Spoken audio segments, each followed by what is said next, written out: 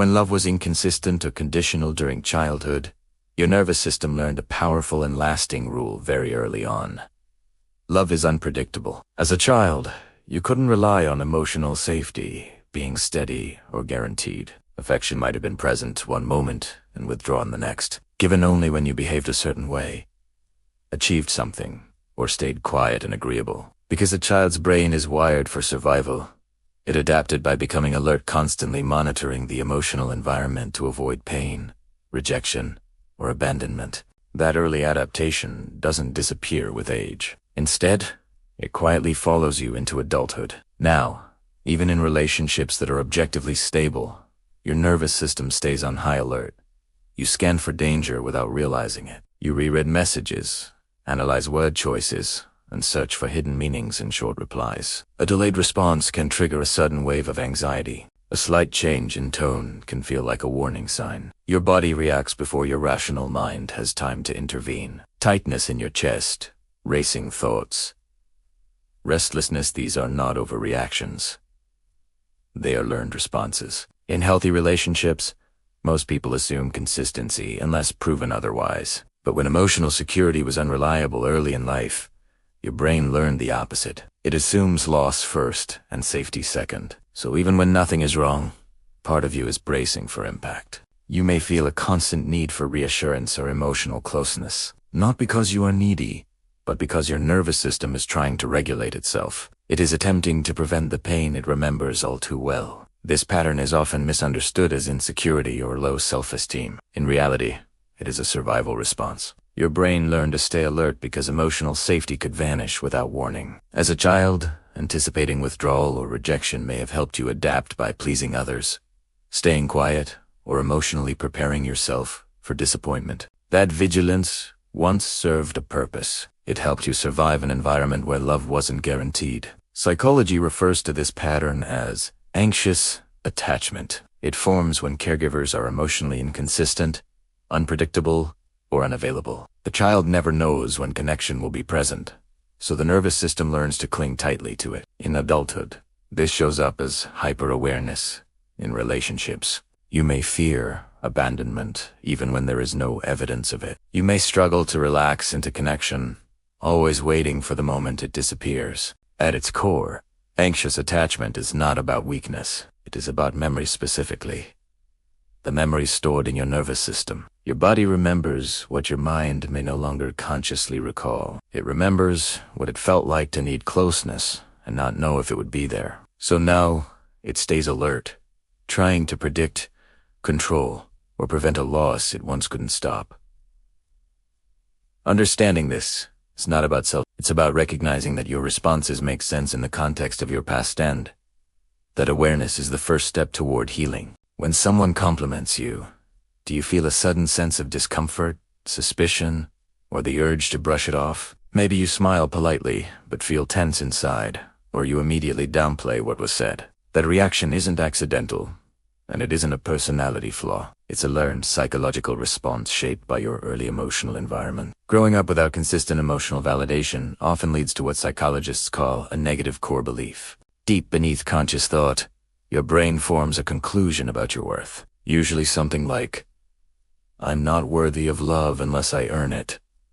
As a child, this belief may have made sense. If affection only appeared when you behaved well, achieved something, or met expectations, your nervous system learned that love was conditional. Being valued for who you were, rather than what you did, wasn't part of your emotional experience. As an adult, this belief continues to operate quietly in the background. So when someone offers genuine kindness, affection, or praise, your brain experiences conflict. On one hand, you want connection. On the other, the message doesn't match your internal programming. Love that arrives without effort feels unfamiliar, even unsafe. Compliments can feel exaggerated or untrue.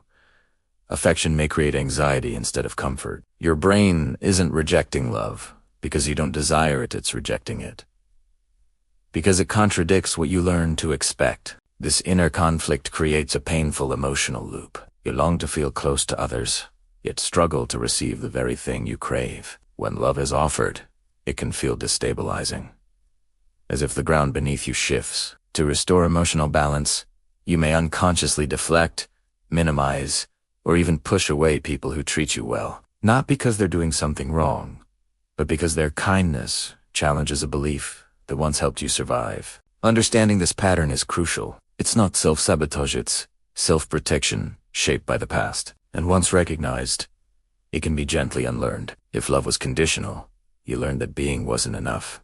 You had to perform. Soju Bekame, the achiever, the helper, the perfectionist, the one who never asks for anything deep down. The belief sounds like this: if I'm good enough, useful enough, successful enough, I'll finally be lovable.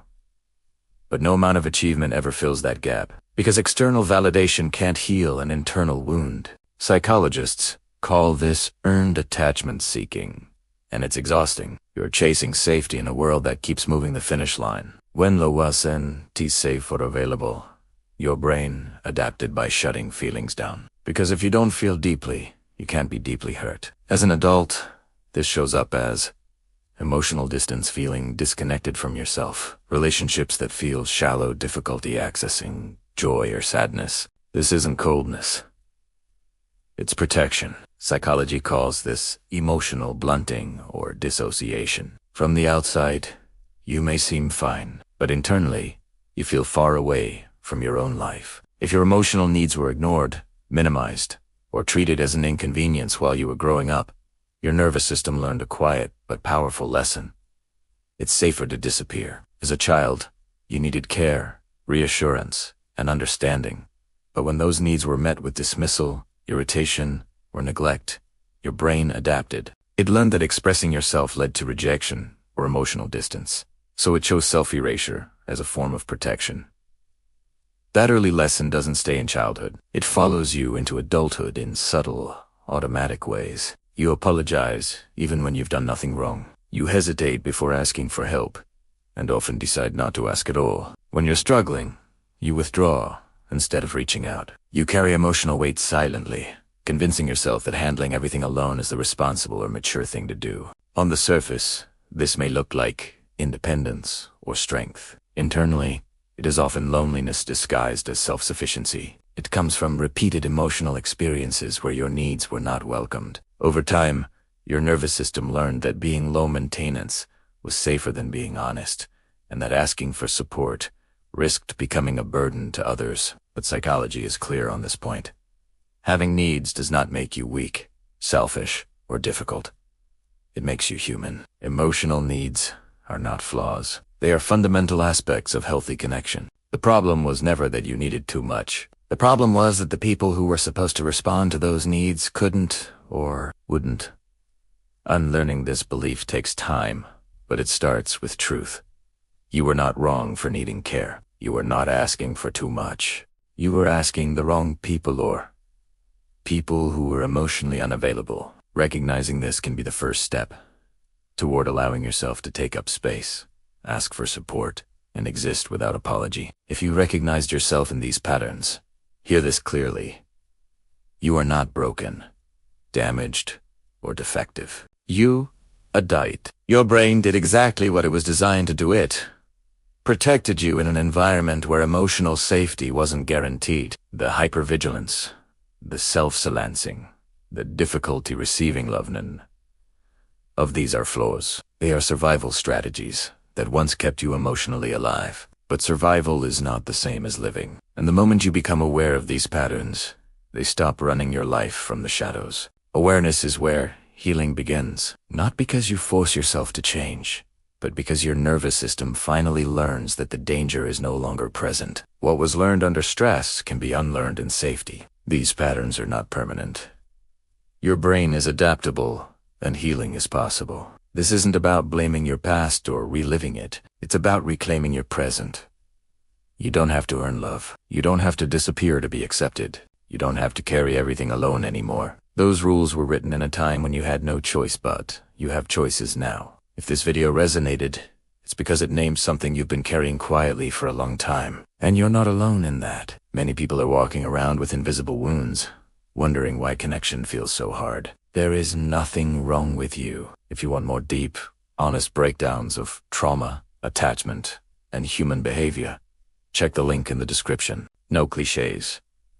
No surface-level advice. Just real psychology that helps you understand yourself. And if this video spoke to you, you belong here.